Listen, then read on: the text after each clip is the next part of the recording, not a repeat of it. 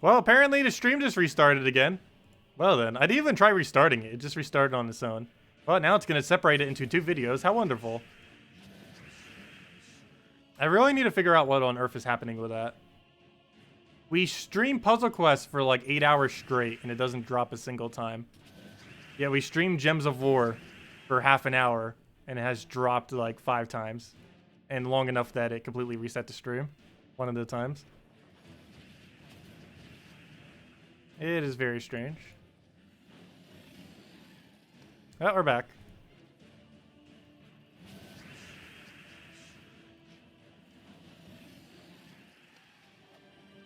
Feels so weird having to post like 2 videos to YouTube whenever it goes back up.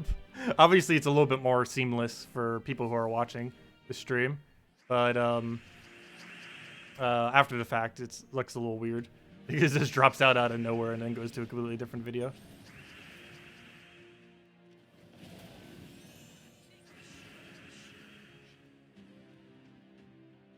Well, it definitely takes more RAM. It takes more everything because it's specifically on the computer rather than on the console.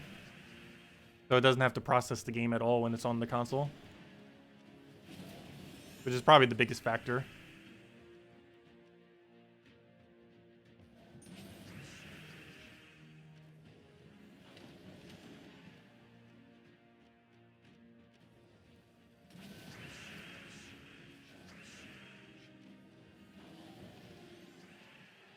There we go, 20 gems.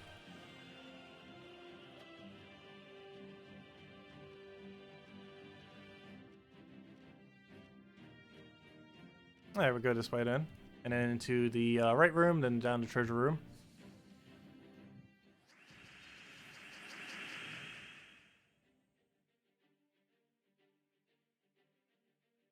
Would I rather be a prospector or an archaeologist? That is a hard choice, actually. That is a question I wouldn't expect to ever be asked.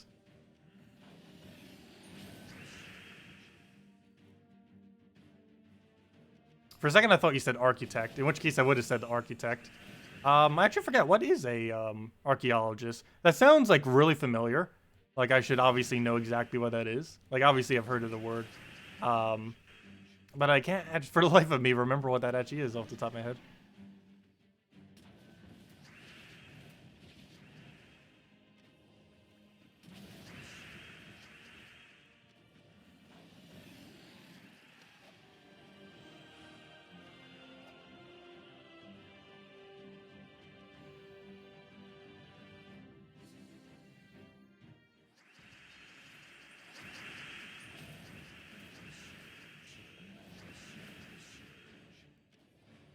So we're running into a really, really small amount of immune to devours. Actually surprised, because normally we have a lot of issues with it. And even when we do run into them, we've been getting decently lucky with Possessed Kings transform. You study fossils? Oh, okay. Probably that. Record is starting to change. Well, not necessarily the fossil record. Well, like things like the depiction of dinosaurs and stuff like that. Because you don't really get a lot of the muscle or the other things that might be on their skin, like displayed. And it's really starting to become mainstream that most of them are probably a lot more bird-like than current depictions look. Which makes sense because they share very similar anatomy to birds.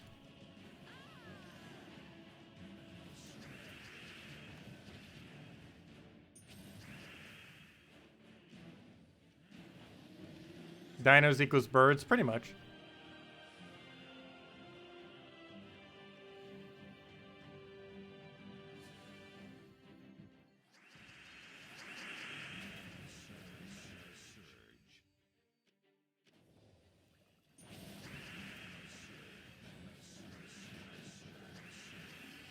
Wow, we somehow just got like 7 skulls on him. Hold up, I need to rewatch that. How many skulls did we just randomly get? Oh no, I can't because my stream is dead even for me. It's showing the stream died because I didn't click the refresh page. There we go, now it's refreshed. How many skulls was that though? I think that was 6. Pretty sure that was 6. So it's not reloading, so oh well. Let's assume it's 6. There's a lot of skulls out of nowhere. So what is a good delve team if you don't have Iron Gut? Mang and a skull spam is generally your best bet if you have no other option.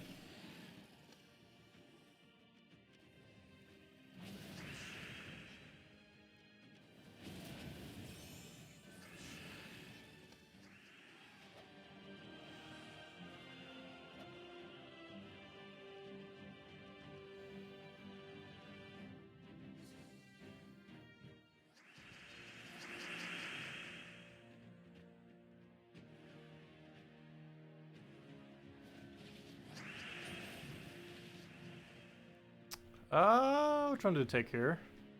Brown, get a barrier.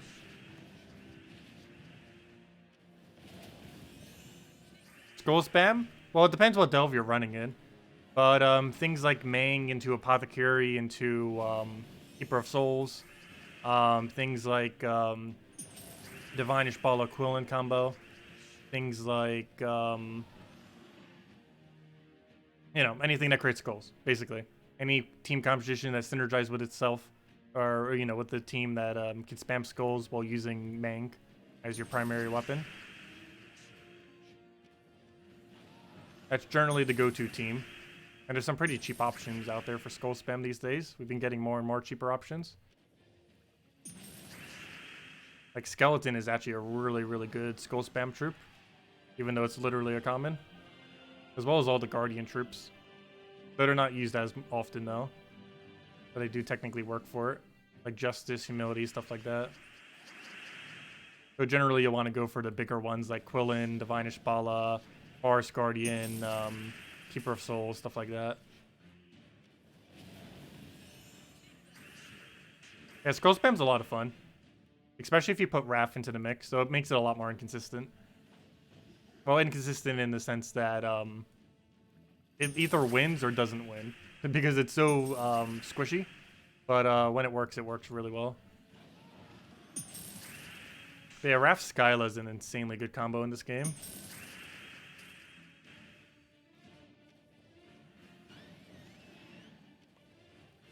I generally only run it out for PvP though, because of its slightly lower win rate.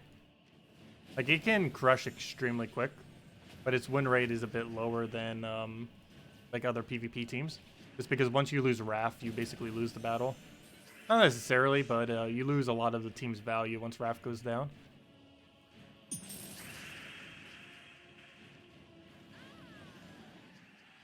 Oh yeah, how could I forget those? Fist of Zorn and Apophysis are really, really good.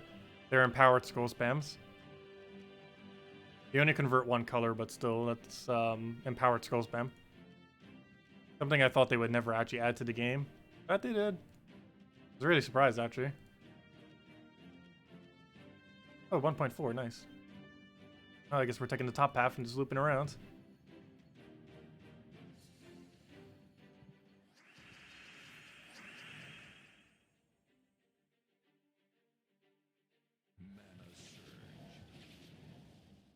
Oh, you missed the code. What was it again? I think I still have it on copy paste. There it is.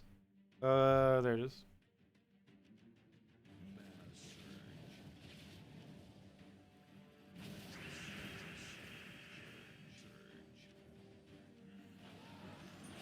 Good, he got a first cast Devour. Oh no, I thought we had alignment on green. Oh, we have it on red, that's fine. As long as we have it on some color. Get rid of those moving troops first, just so we don't have to deal with them. I keep casting this before I figure out where my alignment is. You shouldn't do it like that. Luckily, it hasn't been messing it up, though.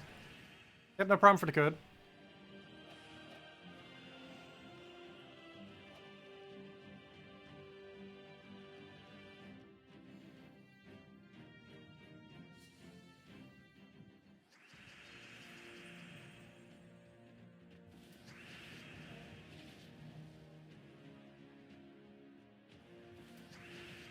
There's so few browns to actually cast that on. Once you get the brown storm going, like clearing the board, it works really well.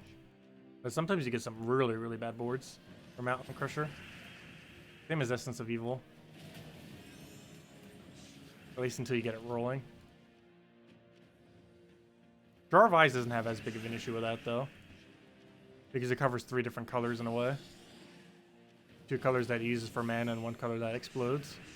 Whereas Mountain Crusher technically only covers 1 color. Because both of them are the exact same thing. The color that explodes and the color that it uses. And same as Essence of Evil.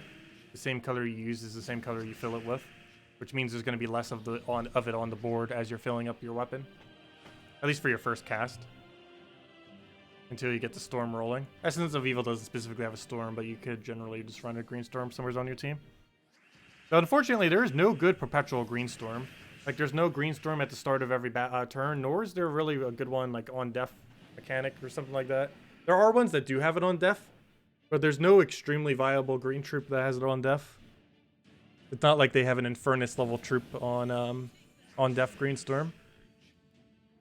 Most of the ones I think are like just some various epics that kind of have it plopped on.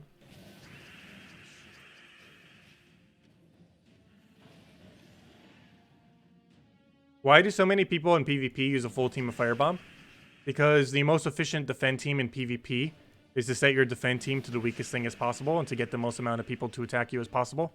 And the main reason for this is revenge battles give you more loot than losing defends gives you more loot than winning defends is the main reason why people do it. I know that doesn't make any logical sense whatsoever, but that's how PvP defends have been throughout the history of this game. Losing them is more profitable than winning them. So people set 4 times Firebomb, so more people will attack them, and so they would auto lose.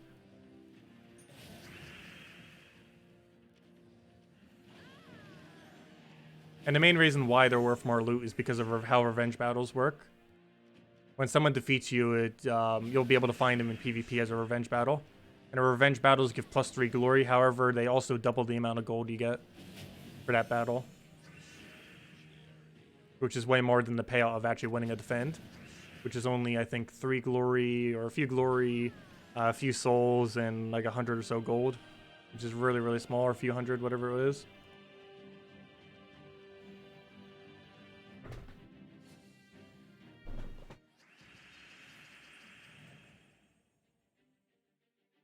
I feel like people do it more so for the gold than the glory.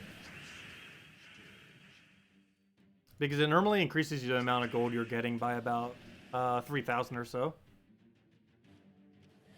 Whereas the glory is just going to give you 3 extra glory. I don't know, it depends which one you value more. 3 glory or about 3,000 gold.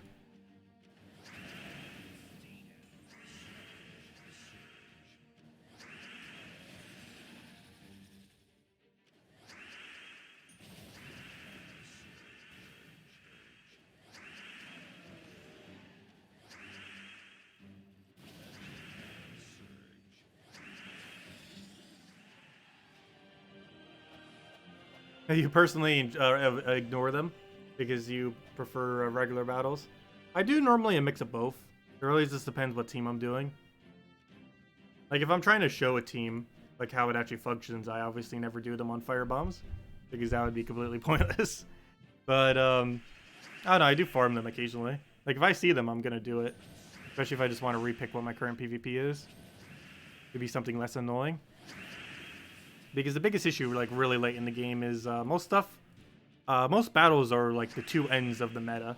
There's either the ridiculously overpowered teams that use the strongest possible options in the most perfect order possible, or it's teams like Firebombs. That makes up like 90% of the battles later in the game. You see almost nothing other than those 2 kind of concepts. Either the strongest possible things in existence in the game, or the weakest possible things in existence. Which is quite funny. There's like no in-between area. There is some amount of in-between, but it's very rare that you see it compared to the other stuff. The meta.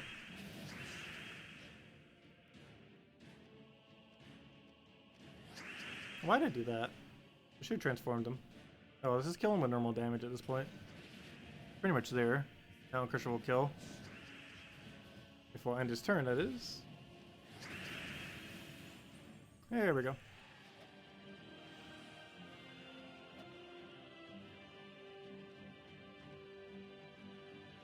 We just grab these 2.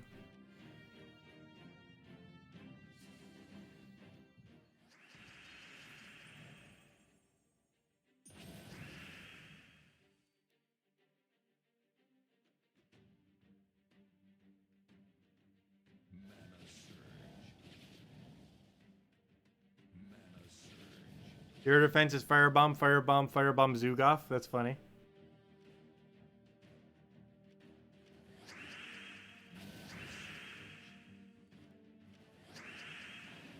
Oh, I probably should have went for the cockatrice.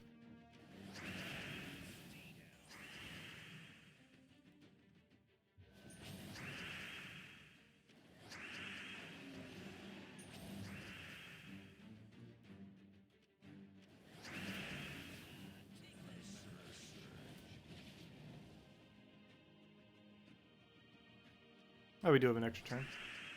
Oh, we didn't for a second. He is immune to Devour. However, he does not immune to stun. So we can actually stun him and then do it, but let's see, better just doing it this way. Or not. Here, I have a skull. And now you're dead. That's one of the few battles that we can actually stun.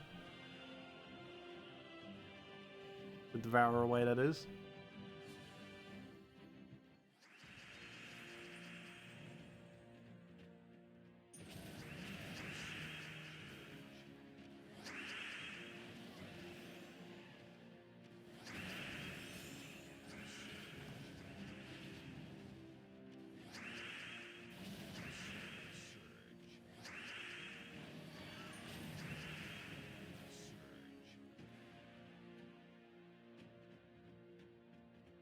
Oh no, now we actually don't have anything. Oh no, never mind. As soon as I say that, there's always something. Red on red in the corner, hiding from us.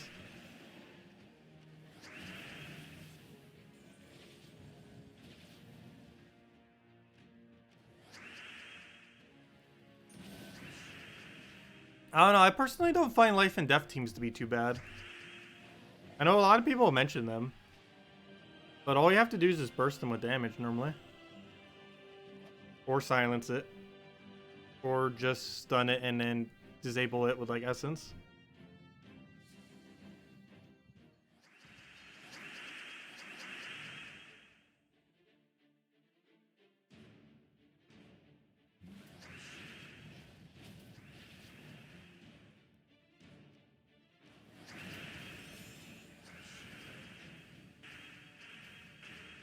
Assuming they don't have stealthy on their life and death, the easiest way to deal with it is just throw Essence of Evil at it.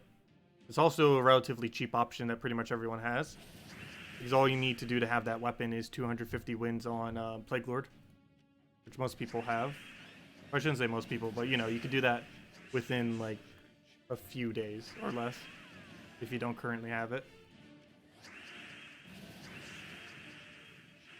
Whereas other options aren't as quick to obtain.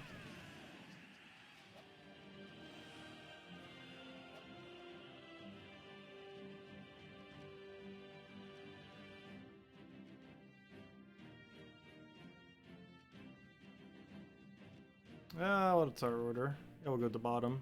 Top though. Is that a 1.4? Nope. Okay. I still didn't check the 3 in the bottom right. If that's a 1.3, we go to it next. If it's 1.2, we go top left.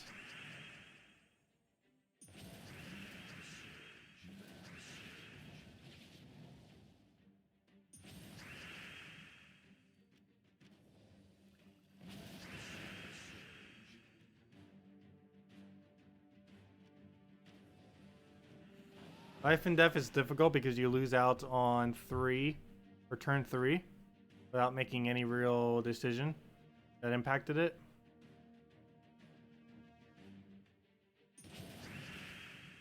You can normally count it out a bit quicker than that. It really depends on, are you running against a stealthy version of it or not? If you're running against the Orb Weaver version of it, that's actually ran properly, you know, with the full team, yeah, that's probably one of the most annoying versions of it.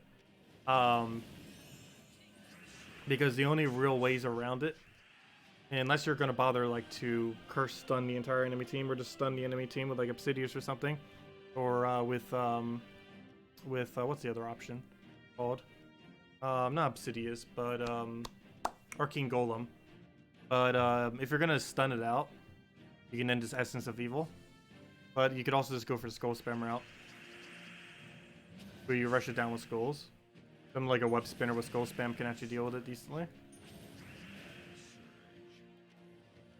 Among other teams, but that's one of the cheaper ones that's Really just uses Web Spinner as the only costly troop.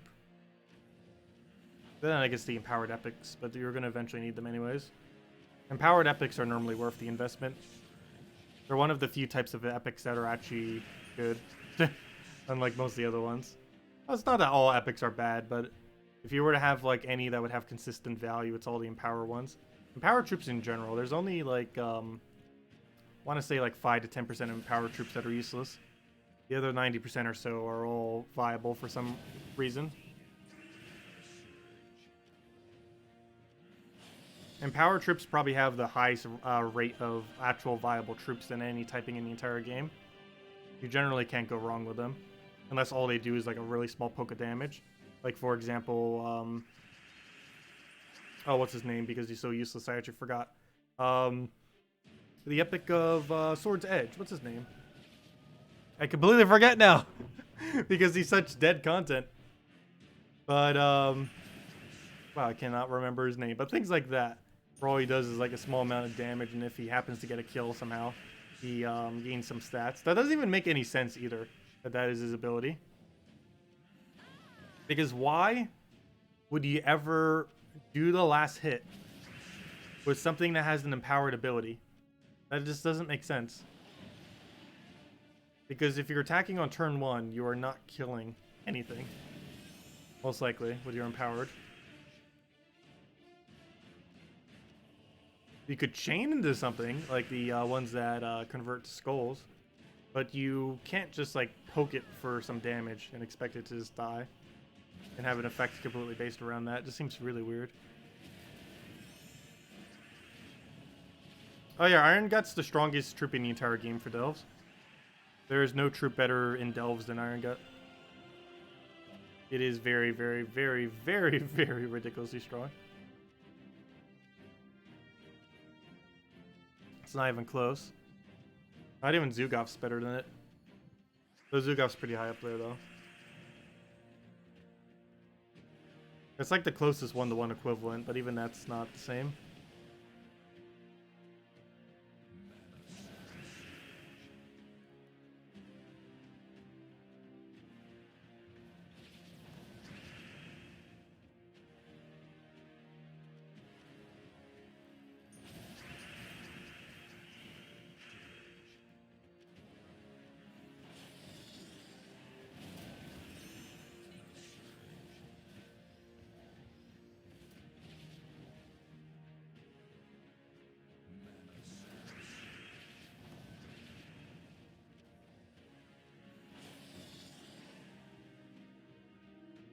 What else do we need to grab that? I know, if you can get them. Yeah, that's the one problem.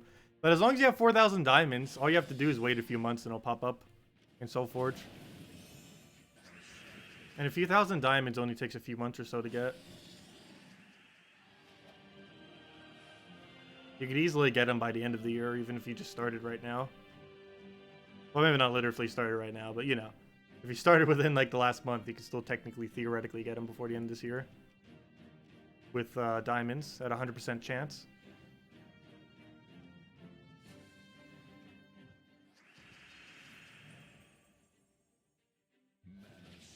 Yeah, he's one of the most core troops in the entire game. Just because you auto-win all delves basically once you have them. You can still win delves without him. With like Mang-related teams and a few other stuff, but he's the most consistent quick killing method for it. Well, it's just one of the easiest ways of just winning it. So I'm going to need to do a weird choice and actually go Mountain there. Oh, we actually managed to turn that. But I'll do that just to get cleansed. And then we Iron Gut to Explosion again.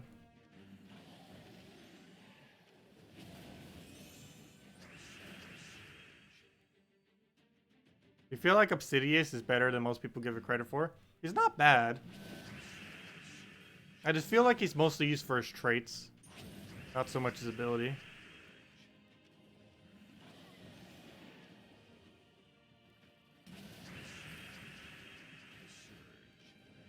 Because if you're using Obsidius, you're using him for his stun, and you're possibly secondarily using him for his stone skin. And combining that with the fact that he also brownstorms. But his ability itself isn't really anything too special. It wastes a lot of time because you have to target it. It's a really weird shape, so you have to spend a little bit more time targeting where you're going to put it.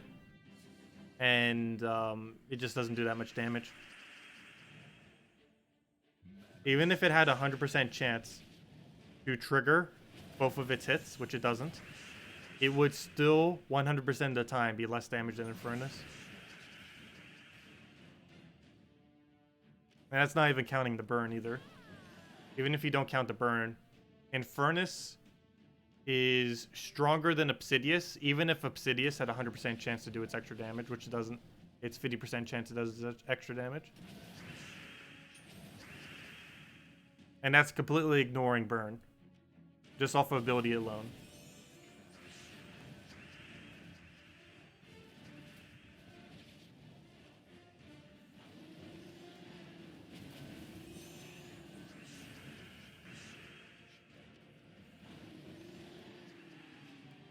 Yeah, his trait gives a lot of value.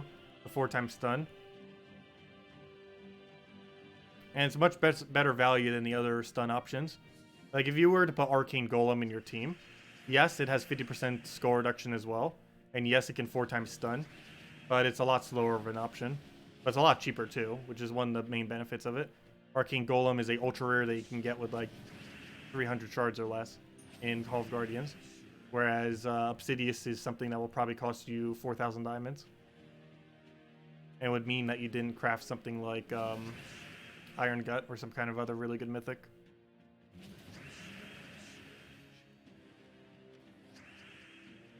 It might be slightly more relevant when Droxdoom finally gets 10 plus stars. Isn't it currently at like 8 or something? Because I don't believe it has a hero class.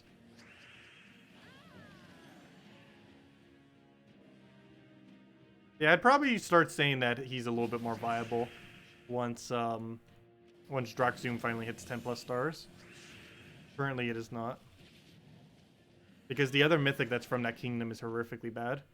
It's one of the worst mythics in the entire game, Fallen Valdez. So if you had to choose between that and Obsidius, you're obviously going Obsidius, hands down. Not even in question. That's not currently relevant though, from a kingdom upgrade standpoint. And that's a factor because now almost all mythics are viable for that. There's only like a dozen or two that aren't, and Obsidius is still one of them that isn't. Pretty much all the kingdoms that don't have a hero class. Droxdoom's one of them.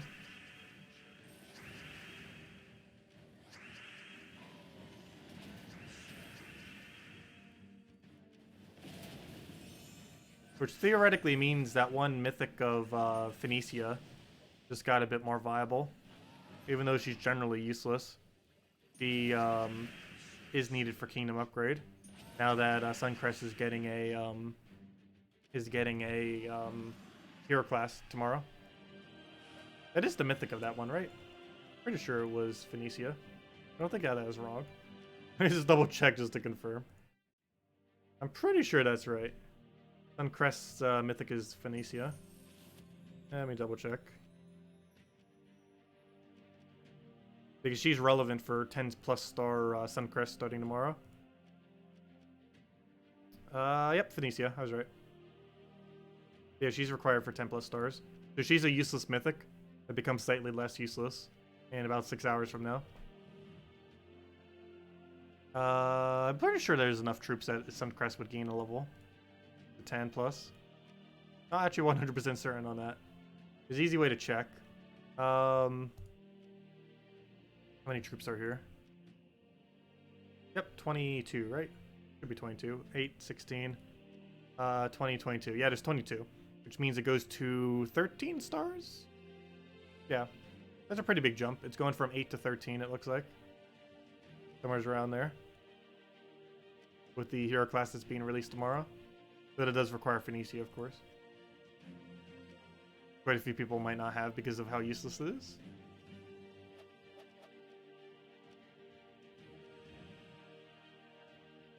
Well, she's not useless in the sense that she's useless. She's useless in the sense that she's not meta for anything. But yeah, she is usable, particularly early on in the game and in mid-game. She's actually pretty solid. But the later you get into the game, the least useful she is, due to how her boost ratios work. Because she's one of those troops that has a limited amount of boost ratio. The kind of troops that have a cap as far as what they can do. Things that boost ratio based on, for example, how many of a gem is on a board or stuff like that, tend to be pretty bad later in the game. Just because they are balanced more towards the mid-game. So they tend to do really good in early game and mid-game, but they completely fall off for end game.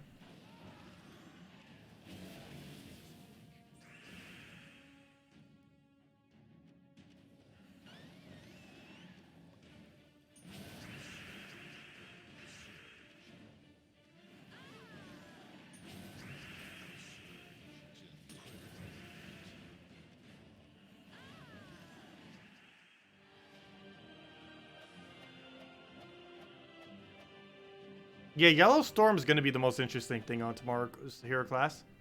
And you have an explosion, so you have board clear attached to the hero class as well that you can synergize with it. But yeah, it should be a lot of fun. It's coming out pretty soon. And that one I'll just delay for now. I don't feel like doing it at the moment. Oh no! Maybe I should. It's a Cedric. Shiny Cedric. No, we'll save it for later. But anyways, let's go and I guess wrap up for now. Does anyone else have any other questions or anything else to mention? Otherwise, yeah, new hero class. 5 hours and 42 minutes from now. We'll be streaming it around 10 a.m. Eastern Standard Time, which is, if you're watching right now, about 13 hours from now. We'll be streaming that. And yeah, we're going to throw a lot of gems at it. Going to get it to level 70, hopefully tomorrow. We'll get it within the first 24 hours. Cover a video on it, cover a stream on it, and yeah, see how it can do. With its Storm plus Explosion plus Cleanse. Should be an above average hero class. It's definitely not going to be one of the absolute best, but it's definitely going to make the top half threshold because it does have that good triple combo. So we'll see how it goes and go from there.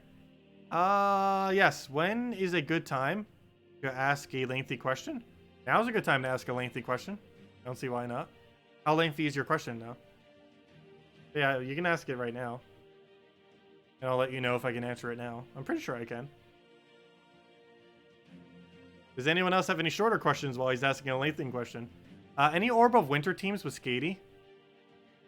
Well, you normally build it around... well, you wouldn't normally do it around Skady. You would normally do it around Queen Mab. If you were to bother doing it. Something like... something in first slot. Valkyrie. Hero using Orb of Winter.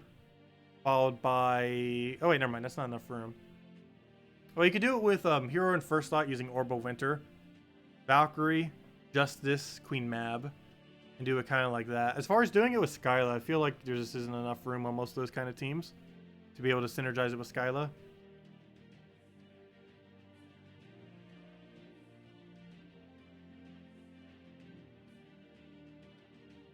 You've seen Daughter of Ice, Skady, Mab, and Orb of Winter a lot?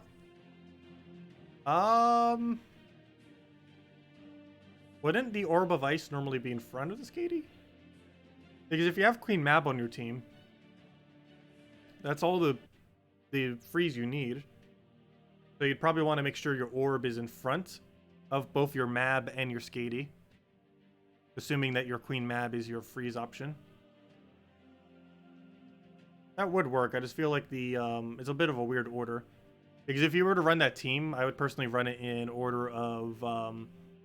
Orb, Daughter of Ice, Mab, Skady, or in the order of Daughter of Ice, Orb, Mab, Skady.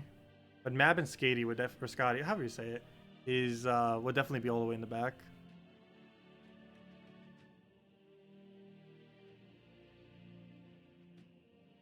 But yeah, Defiant, if you're posting that question, let me know. And I can go answer it. Probably. Oh no, it depends how lengthy the question actually is that you're trying to mention. Let me know.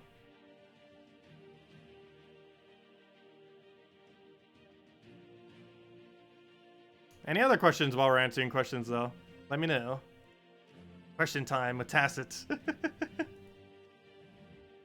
And say goodbye to our gem stack. It's going down by like 2 million, or 2 million, not even. It's by 2,000 tomorrow, I mean. Somewhere around there. Let's see. You've been working on the Exalted achievement for a while now, and you feel like you are close to obtaining it.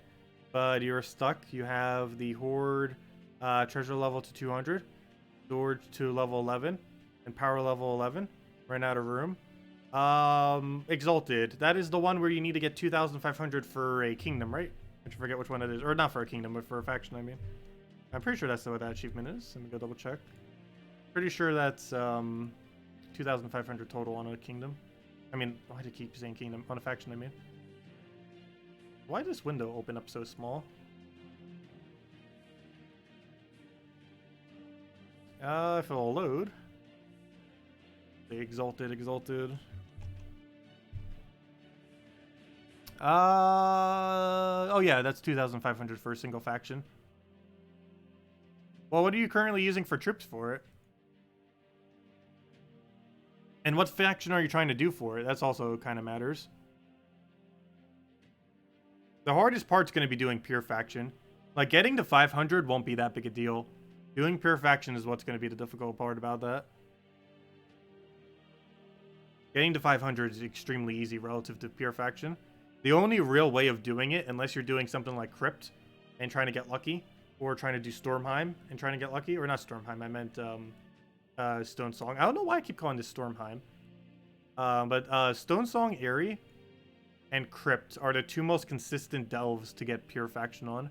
I would say Crypt is probably a little bit better overall, but those are like the main two. And the main reason for that is they both have instant kill options.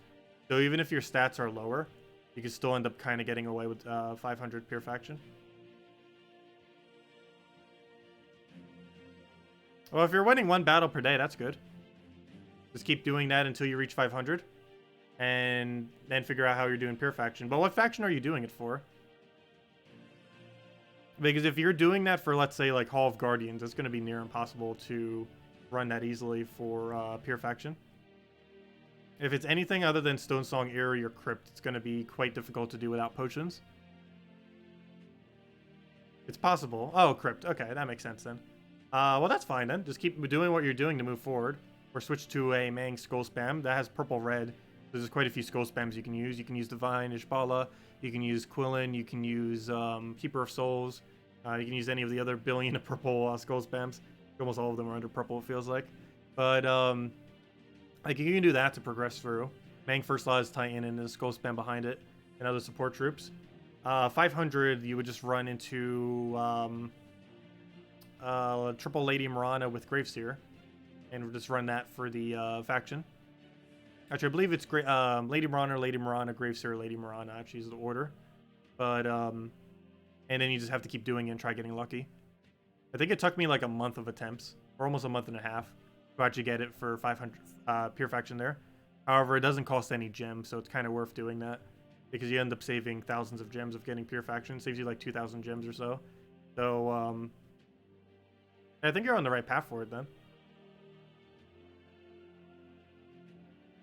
I don't think you would really need to change up much. And with a treasure level of 200, that's definitely going to be able to get it done. And if you still feel like you're struggling with it, since you already upgraded some into it, you can just upgrade Sword's Edge once we get more blue scrolls to level 13. Or, sorry, 14. Which would end up giving you, at that point, you might as well almost just go to 15 too. But that would end up giving you the extra stats for the Horde and the extra stats for the team bonus, which does help out pure faction. Even if you're only using 2, it still gives you some more stats. And since you're already there, you might as well just get the armor as well. You're already so deep. But I don't think you're going to need that to complete it. But if you really felt like you needed it, you probably could. But you're probably not going to need that many extra stats for something like Crypt. Can I make a video on how everyone can require all Delve pets? It's confusing you. Wait. The video on how everyone can... I think you mean acquire all Delve pets. Well, to obtain the Delve pet from every single Delve, you have to get 2,000 Renown in every Delve. In order to get 2,000 Renown in every Delve, the easiest way to do this would be to do Pure Faction at level 150. And do the Delve up to about 410, I believe it is. I forget exactly where you'd have to go to. But if you do around a 150 Pure Faction, which is normally bearable for most without potions, most Delves, and then you go and complete up to about 410. That would be the pet. So the alternative is you don't do any purification, and then you do all the way up to 500, and that'll be exactly 2,000 points, which will be exactly enough for the pet. You can do it either way. If you're already that close, you can normally just go all the way to 500. But if that's what you're asking, you'd mainly just progress through all the delves normally, essentially. And then you would just obtain the pet, naturally. If you wanted to speed it up, you just do a pure faction kind of at the 150 or so range. Which is why a lot of these say 150 on them. The 2,150s that you see.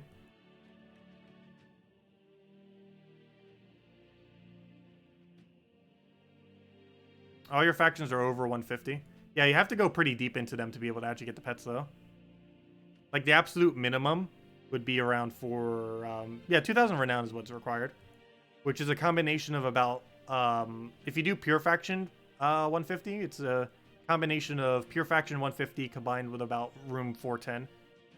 Is about what you need to get 2,000. Or you need to do no pure faction and get all the way to 500 completion. Either or will get you the pet. And you have to do that for every single faction. That's why you see a lot of my factions like this, like I mentioned. Because if we go check this, this is a breakdown of just completing it out to up to 500. Completing out to 500. This pure faction technically is not required, though it just gives it a little bit more points. Just so it's not at 0 there. And it also makes it so you get the pet a little bit earlier. Around like 410 or so, rather than at 500. And the cord at 100. And yeah, once you get it to 2,000, you get it here. And it shows the full breakdown of the rewards there, too. You generally want to do pure faction to at least level 100, so that you get the pet upgraded once. That way you get the pet, but you also get the pet ascended up to 2.5 times multiplier, which is a good bulk of its value for that by doing that, which you can then use for pure faction later on. Yeah, generally 500, 500, 100, 100 is the minimum that you want to do for every single delve, eventually. Obviously, that's way down the line. If you're in like mid-game, and even in late game, you might not worry about that yet. But as you progress later into the game, that's generally a goal that you want to have. Like every single faction to 2,100 in order to get that. In order to get the pet and then the upgrade of the pet. So whenever you decide to do pure faction, it's a lot easier. Or not a lot easier, but slightly easier because of the pet bonus. Hey, no problem. Anyways, guys, I think I'm going to be heading out for now. I'm going to be going to bed as soon as the video thing uploads. And yeah, we'll be back tomorrow. We'll be back in 12.5 hours from now. And we'll be streaming the new, I almost said Mythic, the new hero class of Stormcaller, which will have Perpetual Yellow Storm, Explosion, and Cleanse. And it should be a pretty decent hero class. Not the absolute best, but definitely pretty high up there. Definitely one I would consider worth using to some degree. Even if you don't level it up too much, you'll still be able to use it for Yellow Storm. Kind of like how Sunspear is used for its Red Storm, even if you didn't really level it much. Anyways, guys, I'll catch up with you later. Thank you so much for stopping by, and have a wonderful week. Good night, everyone, and goodbye.